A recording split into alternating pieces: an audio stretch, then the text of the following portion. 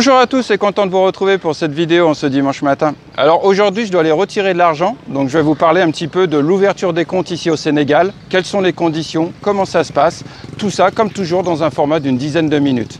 Alors là vous voyez l'anecdote, c'est que derrière il y a un distributeur qui est vers chez moi, régulièrement il est en panne. C'est pas que celui-ci, hein. Il faut savoir ici sur Stali que régulièrement les distributeurs, les GAB, tombent en panne, donc à vous de vous organiser pour avoir suffisamment de liquidité avec vous, d'accord ? Sur ce, je vais me diriger vers le centre de Stali, vers le deuxième distributeur de ma banque et je vous retrouve d'ici quelques secondes, tout de suite après l'intro. Sur ce, à tout de suite.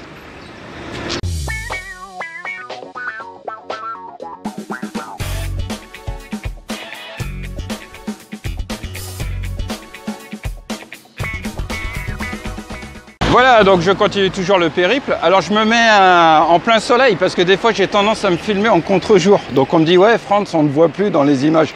Surtout mon père. Donc voilà, j'ai retenu la leçon. Alors là, je vous fais voir. Alors derrière moi, vous voyez, je me décale. Derrière, vous avez donc une banque. Donc c'est la Bank of Africa, d'accord.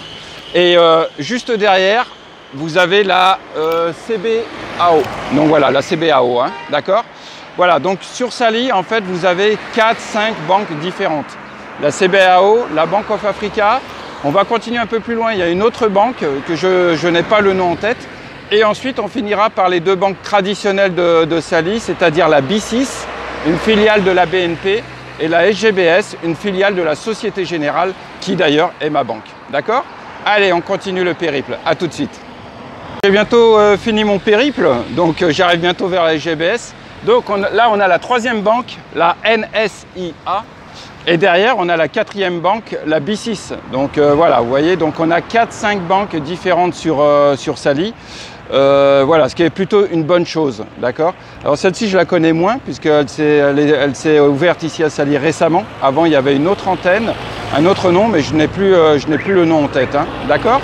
Voilà, donc ce que je vais faire, c'est que je vais aller retirer au distributeur, en espérant que ça fonctionne. Et ensuite, je reviens vers vous pour vous donner un petit peu le détail et les explications complémentaires sur l'ouverture d'un compte. Allez, on finit. À tout de suite pour la finale. Et donc, je suis arrivé à l'étape finale, donc à ma banque, la société, donc la SGBS, hein, filiale de la Société Générale. Pas de chance pour moi. Vous voyez donc le GAB qui se situe ici, hein, donc juste derrière, le distributeur est en panne. Vous voyez, donc ça confirme un petit peu ce que je vous disais tout à l'heure. Prudence, ça arrive fréquemment que les distributeurs soient en panne. Pas propre qu'à cette banque, hein, ça arrive à toutes les banques. Hein. Les problèmes de, je pense que des fois il peut y avoir des problèmes de tension au niveau de l'électricité et les distributeurs ont peut-être du mal à suivre ce genre de fluctuations au niveau de la tension. Donc là aujourd'hui pour moi impossible de pouvoir retirer. C'est pas grave, je m'organiserai donc demain matin. Donc voilà, donc comme je vous ai filmé un petit peu, donc nous avons grosso modo 5 banques différentes sur la station.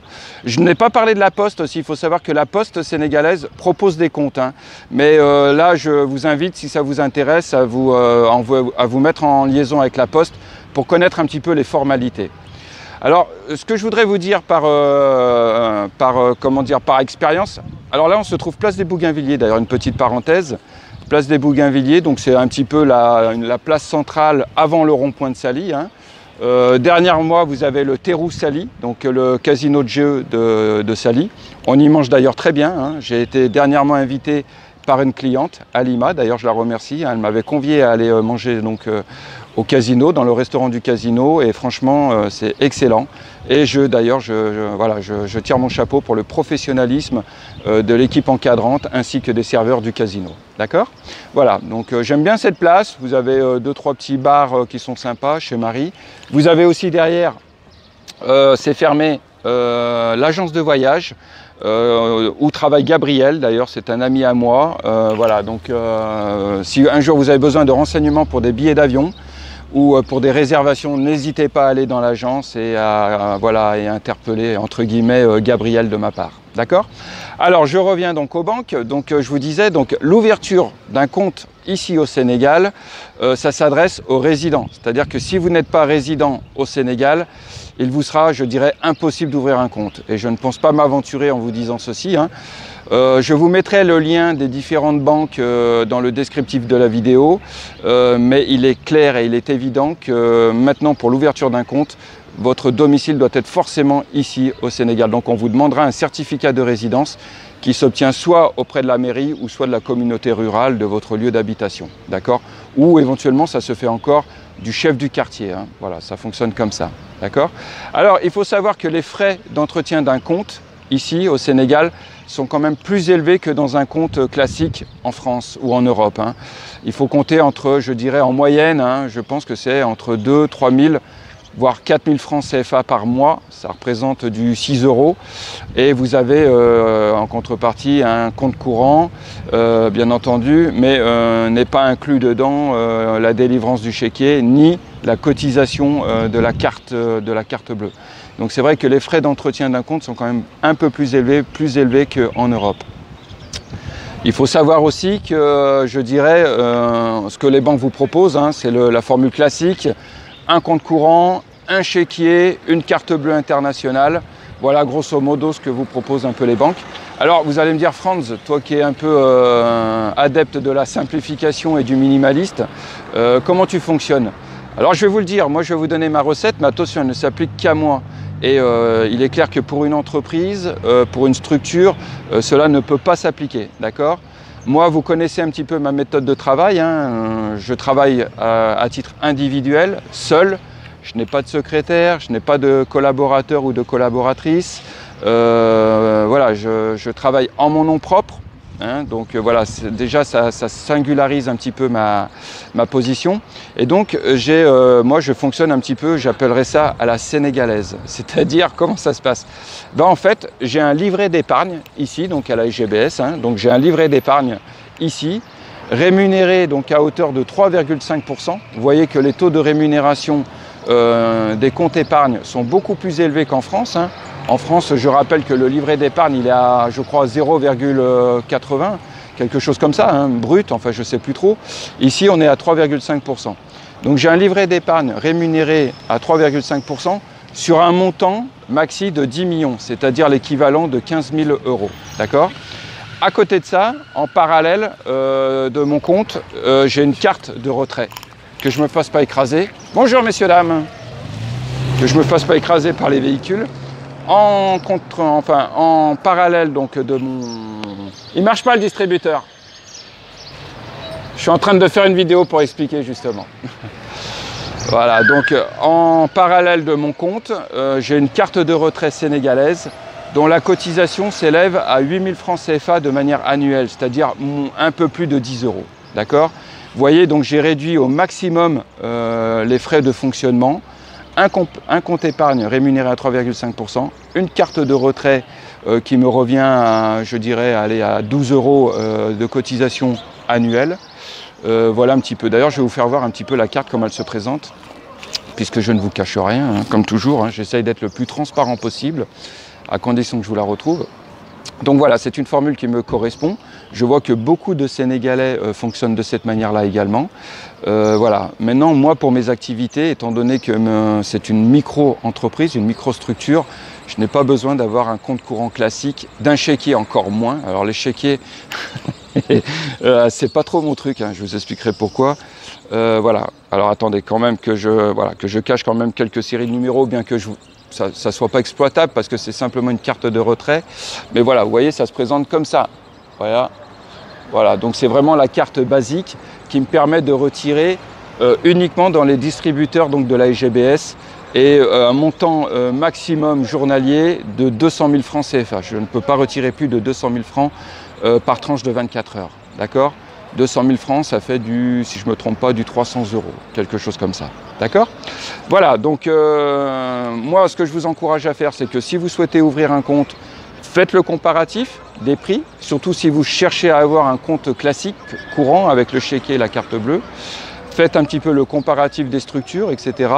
Si vous êtes un peu comme moi, c'est-à-dire vous fonctionnez de manière minimaliste et que voilà, vous n'en voyez pas trop l'utilité, dans ce cas-là, adoptez cette procédure, c'est-à-dire un livret d'épargne et éventuellement donc la carte de retrait exclusivement réservée à cette banque, enfin à la banque que vous aurez choisie. D'accord? Voilà, c'était un petit peu la parenthèse. Je pense n'avoir pas été trop long dans mes explications et je pense et j'espère que je suis resté clair. C'est le but, hein.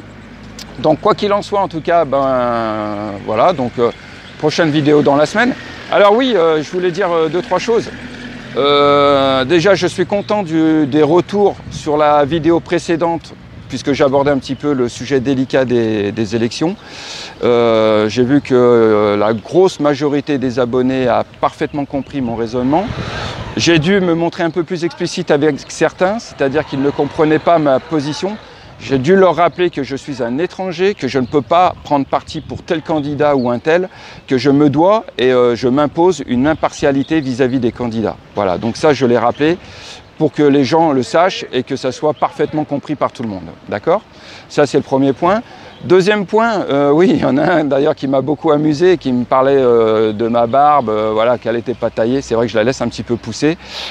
Si je m'écoutais, honnêtement, j'aurais une barbe beaucoup plus longue, une barbe comme les philosophes grecs, du style Platon, etc. Mais je ne peux pas me l'autoriser par rapport à la clientèle et je pense que ça risquerait d'être mal interprété, surtout au vu de la conjoncture actuelle. Je pense que les gens ne feraient pas le rapprochement avec les philosophes grecs, mais risqueraient de faire le rapprochement avec l'intégrisme religieux, ce qui est loin d'être mon cas.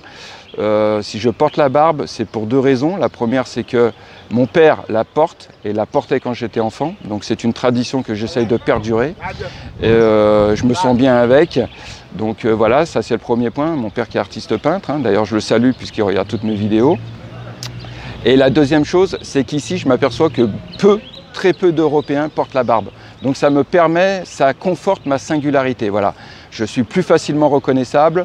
J'ai déjà un prénom qui sort de l'ordinaire. Donc le prénom plus la barbe, honnêtement, je dois être, je pense, unique sur la station. Du moins, je l'espère, qu'il n'y ait comme ça pas de malentendu.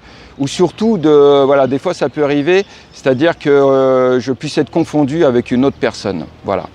Bon, bah écoutez, je pense avoir fait le tour pour cette vidéo d'aujourd'hui. Hein. Alors vous voyez, c'est calme, hein, c'est tranquille, place des Bougainvilliers. Et voilà, donc moi je vais reprendre mes activités. Et prochaine vidéo, je pense dans la semaine, ou peut-être dimanche prochain, je verrai tout ça. Vous voyez, je tiens compte de la lumière parce que j'ai tendance à me filmer dans l'obscurité. Bon, bah écoutez, en tout cas, si vous avez des informations ou besoin de compléments d'informations sur l'ouverture des comptes sur les banques, n'hésitez pas à les faire apparaître dans les commentaires, d'accord? Voilà, n'hésitez pas. Oui, dernière chose aussi, puisque, attendez, il y a des voitures qui passent que je ne me fasse pas écraser. Oui, alors pourquoi je n'utilise pas de chéquier? Alors parce que tout simplement, ça ne me correspond pas. Je suis gaucher et j'écris comme Barack Obama, c'est-à-dire en crabe. Vous voyez, comme ça là. Alors moi, si vous me mettez avec un chéquier, alors surtout en plus si je ne peux pas écrire sur un support, une table, un bureau ou un comptoir, c'est comme si vous confiez de la porcelaine à un éléphant. Voilà, c'est une formule qui ne me correspond pas. Il y a des gauchers qui ont du mal à utiliser une paire de ciseaux. Vous avez des gauchers qui ont du mal à utiliser un ouvre-boîte. Moi, ce genre de choses, ça ne me pose aucun problème. Mais il y a certaines choses comme un chéquier qui est adapté pour les droitiers. Écrire avec un carnet, comme ça, comme des fois on voit les inspecteurs de police qui écrivent dans leur petit calepin. Moi, je ne peux pas. Si je n'ai pas un support, une table, un truc comme ça, j'arriverai à écrire, mais difficilement j'écrirai très mal. Donc voilà, ça c'est mon, c'est mon handicap. Je vous en fais part, hein, comme toujours. Hein, voilà ce que c'est que l'authenticité. C'est savoir reconnaître ses atouts, mais c'est savoir aussi également reconnaître ses faiblesses. Je ne vois pas ça comme une faiblesse, hein, mais je vois ça comme une difficulté en tant que gaucher. Alors il faut savoir qu'ici au Sénégal, être gaucher, c'est pas très bien vu, c'est plutôt mal vu. Alors là c'est pareil, je m'adresse aux Sénégalais, hein, ou de la diaspora ou du Sénégal. Si vous êtes gaucher, n'hésitez pas à nous faire part, enfin me faire part de vos expériences, positives ou plutôt malheureuses. Voilà, quand mon fils est rentré à l'école, ma préoccupation principale c'était de voir s'il était gaucher ou pas, pour que surtout il ne soit pas, je dirais, contrarié dans son évolution. Ce n'est pas le cas, il est droitier, comme ma fille. Mes 2 enfants sont droitiers, donc voilà, il n'y a pas de problème les concernant. Moi, bon, à mon âge, je suis arrivé à un stade où je m'adapte. Hein, voilà. Après, les gens, quand je vois des fois, ils sont bloqués du fait que je sois gaucher parce que je leur tends quelque chose de la main gauche ou parce que j'écris de la main gauche. Bon, j'y fais plus cas de figure. Honnêtement, voilà. Maintenant, le dernier conseil que je donnerais, si vous avez un enfant gaucher, ne le contrariez surtout pas. Laissez-le évoluer dans sa manière soit d'écrire, etc. Ne voyez pas ça comme un handicap. Aidez-le plutôt à assumer son statut de gaucher. Pour l'écriture, essayez de lui faire adopter la position la plus confortable pour lui pour écrire. C'est important, mais surtout en aucun cas le contrarier. J'ai vu des gens, j'ai parlé avec des gens qui avaient 70 ans, 75 ans, qui avaient été contrariés durant leur enfance à l'école, car à l'époque, même en Europe, on imposait d'écrire de la main droite, et ben ils s'en remettaient très difficilement, et ils me disaient que même à 75 ans, ils éprouvaient encore des difficultés suite à leur contrariété et du fait qu'on leur avait imposé d'écrire de la main droite. Voilà, c'était une petite parenthèse. Sur ce, je vous souhaite à tous une bonne continuation, prenez soin de vous et à très bientôt pour une prochaine vidéo. Sur ce, ciao!